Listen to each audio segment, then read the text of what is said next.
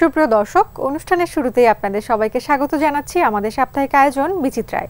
এই অনুষ্ঠানের মাধ্যমে আমরা দেশের ইতিহাস, ঐতিহ্য এবং আমাদের আশেপাশে ঘটে যাওয়া সাংস্কৃতিক ও সামাজিক অঙ্গনের বিভিন্ন খবরাখবর জানিয়ে আসছি আপনাদেরকে।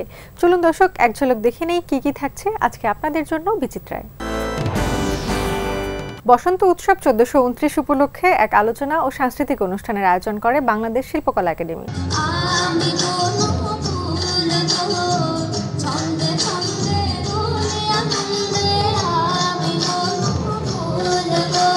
বাংলাদেশ শিল্পকলা একাডেমির আয়োজনে উৎসবমুখর পরিবেশে বসন্ত উৎসব পালিত হয়েছে। 14 ফেব্রুয়ারি মঙ্গলবার কবিকণ্ঠে কবিতা পাঠ, আবৃত্তি, নৃত্য এবং বাংলাদেশ শিল্পকলা একাডেমির শিল্পীদের অংশগ্রহণে কোরিওগ্রাফির নান্দনিক আয়োজনে পরিবেশিত হয় মনোমুগ্ধকর অ্যাক্রোবেটিক প্রদর্শনী। এছাড়া কবিকণ্ঠে কবিতা পাঠ করেন কবি নির্মলেন্দু গুণ, সঙ্গীত পরিবেশন করেন মন্টি দাস, সালমা সহ একাডেমির গুণী শিল্পীরা।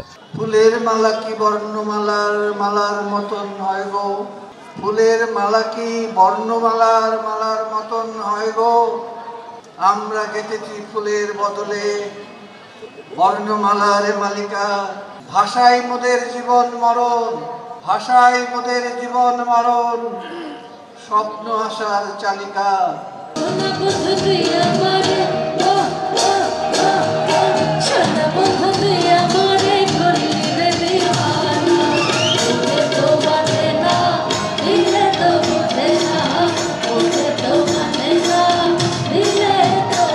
এছাড়া বিভিন্ন সাংস্কৃতিক দলের শিল্পীদের অংশগ্রহণে পরিবেশিত হয় নৃত্য, সঙ্গীত ও আবৃত্তি পরিবেশনা।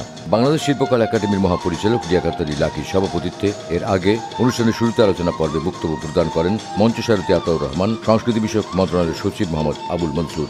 অতিথিদের আলোচনা পর ফাল্গুনের এই বর্ণিল উৎসবে 10 জন দর্শককে বাংলাদেশ শিল্পকলা একাডেমির পক্ষ থেকে পুরস্কার প্রদান করা হয়।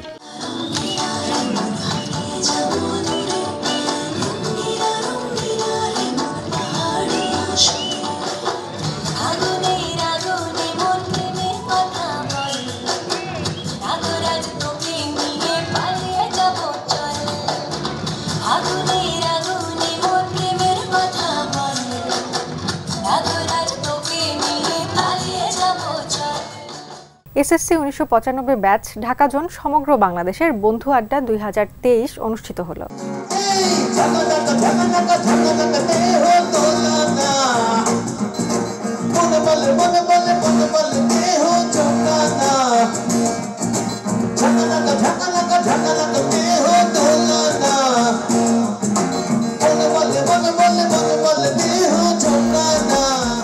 দশ ফেব্রুয়ারি শুক্রবার ঢাকার কেরানীগঞ্জের আনোয়ার সিটি ম্যাজিক আইল্যান্ডে এসএসসি 95 ব্যাচ ঢাকা জোন সমগ্র বাংলাদেশের বন্ধু আড্ডা 2023 আয়োজন করা হয়।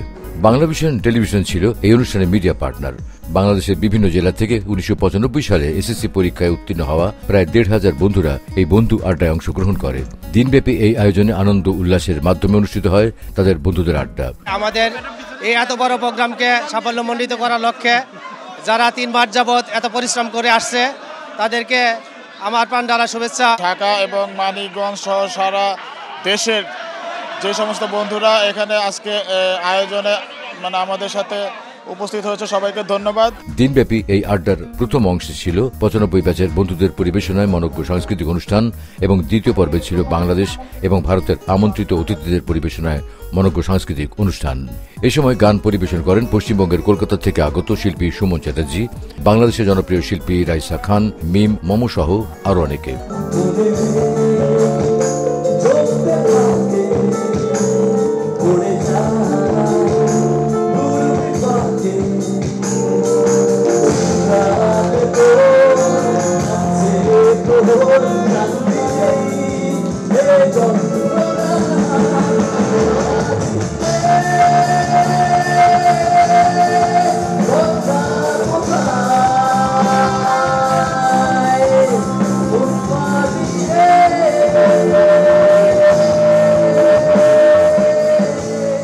এছাড়াও দিনব্যাপী এই বন্ধু আড্ডায় 2 পর্বে র্যাফেল ড্র অনুষ্ঠিত হয় এবং পরে র্যাফেল ড্রয়ের বিজয়ীদের মধ্যে পুরস্কার বিতরণ করা হয়।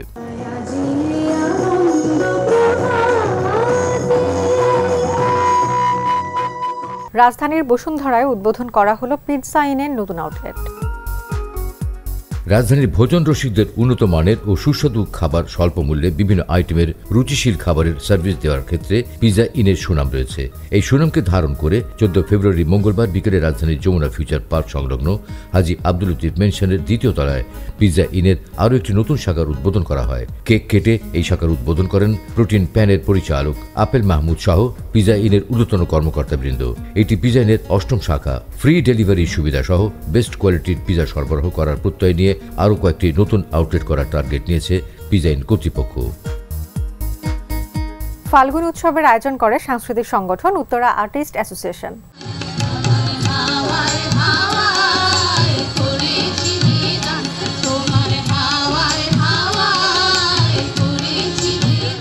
শীতের বিদায় ঘনিয়ে ঋতুরাজ বসন্ত কড়া নাড়ছে দুয়ারে।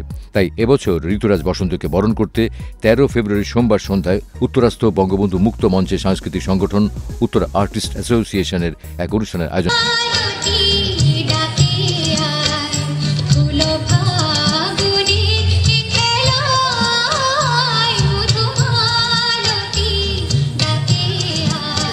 এতে প্রধান অতিথি ছিলেন ঢাকা 18 সংসদ সদস্য মোহাম্মদ হাবিব হাসান।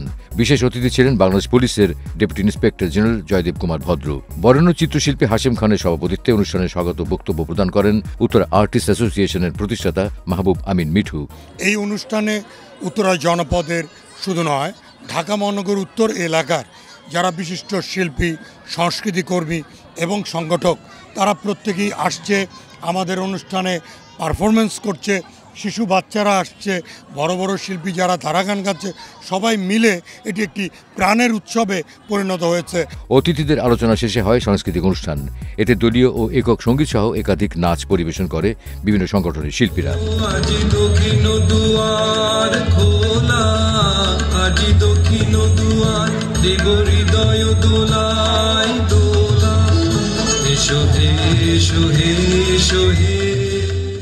সম্প্রতি বাংলার রূপ শীর্ষক একটি মূকাভিনয় কর্মশালা ও প্রদর্শনীর আয়োজন করা হয়।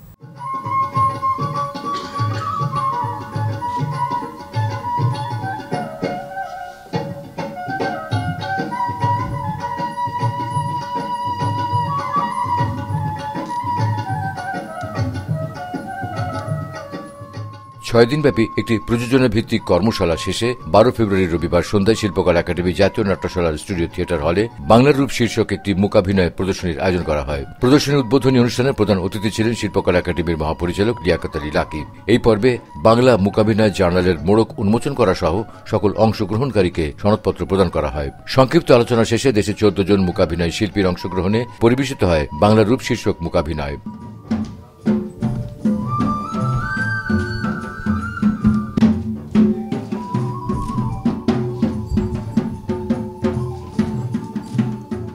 এর পরিকল্পনার পাশাপাশি নির্দেশনা দিয়েছেন যুক্তরাষ্ট্র প্রবাসী মূকাভিনয় শিল্পী কাজী মশহুরুল হুদা। আমরা বাংলা মূকাভিনয় গবেষণা কেন্দ্র খুলেছি। তার ভিতর দিয়ে আমরা একটা ওয়ার্কশপ করলাম। এই ওয়ার্কশপের একটা প্রোডাকশন আপনারা দেখছেন, মডেল হিসাবে যে বাংলা মূকাভিনয় কী ধরনের হতে পারে। কারণ আমাদের সংস্কৃতি, আমাদের ব্র্যান্ড এইটাই তৈরি হোক, এটা আমরা আশা করি। এই মূকাভিনয়ের বিভিন্ন চরিত্রে অংশগ্রহণ করেছেন মাসুদ রানা, জয়নুল আবেদিন, আসিফ মাহমুদ, ইমরান জাহান আরাফাত সহ অনেকে।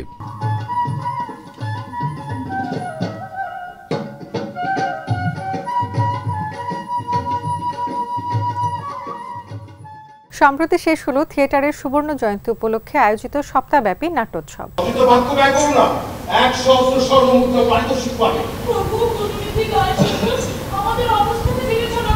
শিল্পকলা একাডেমিতে থিয়েটার আরামবাগের উদ্যোগে জাতীয় নাট্যশালার 3টি মঞ্চে 8 দিনব্যাপী একটি নাট্যোৎসব অনুষ্ঠিত হয়। এবারের এই উৎসবে ঢাকা ও ঢাকার বাইরের মোট 22টি নাট্যদলের 22টি নাটক প্রদর্শিত হয়। প্রতিদিন 3টি দলের 3টি নাটক মঞ্চস্থ হওয়ার ধারাবাহিকতায় মঞ্চস্থ হয় জনপ্রিয় নাটক তপস্বী ও তরঙ্গিনী। বুদ্ধদেব বসু রচিত নাটকটি নির্দেশনা দিয়েছেন লিয়াকত আলী লাকি। এর বিভিন্ন চরিত্রের রূপদান করেছেন স্বদেশ দাশগুপ্ত, রুবেল শঙ্কর, আবু বকর বকশী, মাসুদ সুমন, ফারহানা মিরি, শামিমা তুষ্টি সহ অনেকে।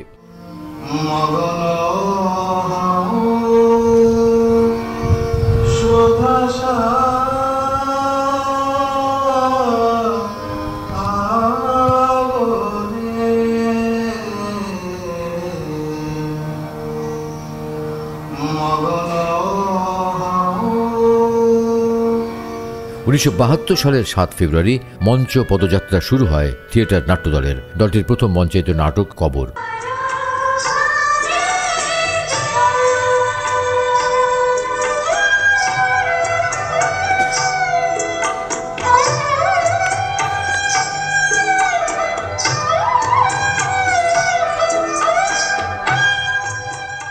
ফাগুনের আগমনী উদযাপনের লক্ষ্যে ইউডা চারুকলা আবারও মাঘের শেষে শিরোনামে এক অনুষ্ঠানের আয়োজন করে।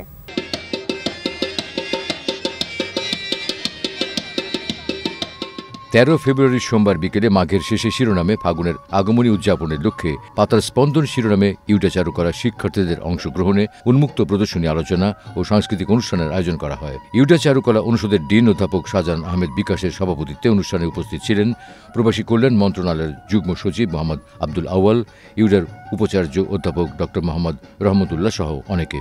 ইউডা চারুকলার ধানমন্ডির ক্যাম্পাসকে বনির সাজে সাজিয়ে মাঘের শেষে শিরোনামে এই অনুষ্ঠানের মাধ্যমে বাঙালি সংস্কৃতিকে ধারণ করার প্রত্যয় ব্যক্ত করে শিক্ষার্থীরা। মাঘের শেষে অনুষ্ঠানটি শিক্ষার্থীরা আয়োজন করেছে এবং আমাদের ভাবতে খুব ভালো লাগছে যে আমাদের শিক্ষার্থীরা তারা আমাদের বাংলা সংস্কৃতি এবং আমাদের প্রকৃতির যে রূপ পরিবর্তন এগুলো তারা ধারণ করে, বিশ্বাস করে এবং তাকে নিয়ে তারা ছবি আঁকে এবং এটিকে তারা উদযাপন করতে শিখছে। ভালোবাসা দিবসে নতুন গান নিয়ে এসেছে জনপ্রিয় সঙ্গীতশিল্পী ন্যান্সি। যে স্মৃতি শিরোনামে গানটিতে দ্বৈত কণ্ঠে তার সাথে রয়েছে সঙ্গীতশিল্পী শাহ হামজা। আমি যখন গানটা গেয়েছি তখন আমি সন্তানের কথাই জানি এবং ব্যাকগ্রাউন্ডের উনি একটা একটা ঘটনা বলছিলেন এবং কোনো না কোনোভাবে আমি আমার সাথে মিল পাচ্ছিলাম।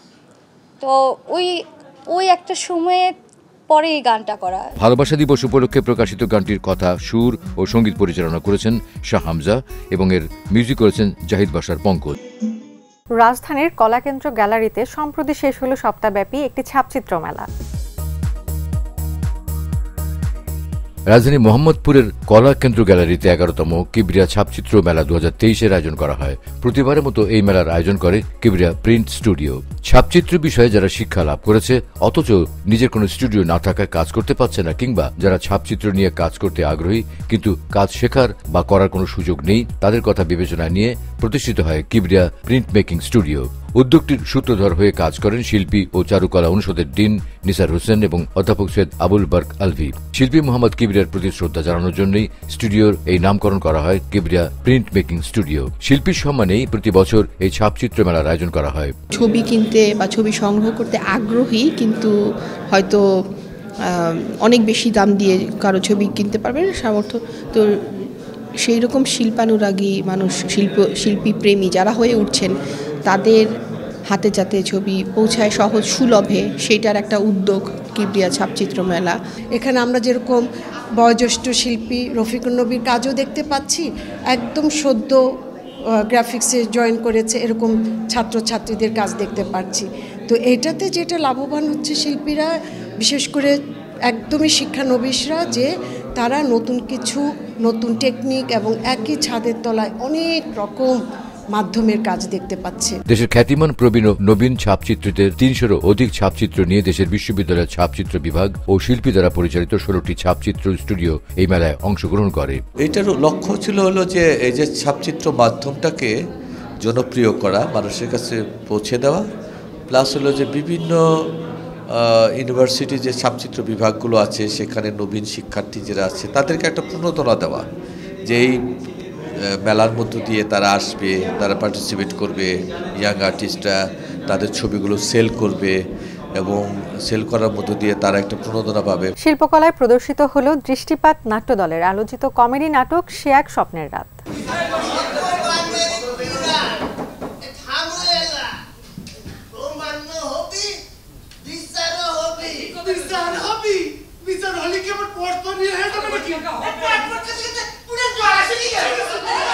বারো ফেব্রুয়ারি রবিবার সন্ধ্যায় শিল্পকলা একাডেমি জাতীয় নাট্যশালার পরীক্ষণ থিয়েটার হলে মঞ্চায়িত হল ডক্টর খন্দকার তাজমি নূর নির্দেশিত নাটক সে এক স্বপ্নের রাত। নাটকের কাহিনীতে দেখা যায় দুজন ব্যক্তির মধ্যে তৃতীয় যে একটা অধ্যায় রয়েছে সেটাই হয়তো জীবন। সুন্দর এই ধরনীতে বেঁচে থাকাটাই যেন মাঝে মাঝে নিরর্থক মনে হয়। জীবনকেই মনে হয় জীবনের চরম শত্রু। সম্পর্কের গভীরতা এবং অনুভূতিগুলো কখনো কখনো তীব্র থেকে বেদনায় রূপ নেয়। এভাবেই এগিয়ে যায় নাটকটির কাহিনী।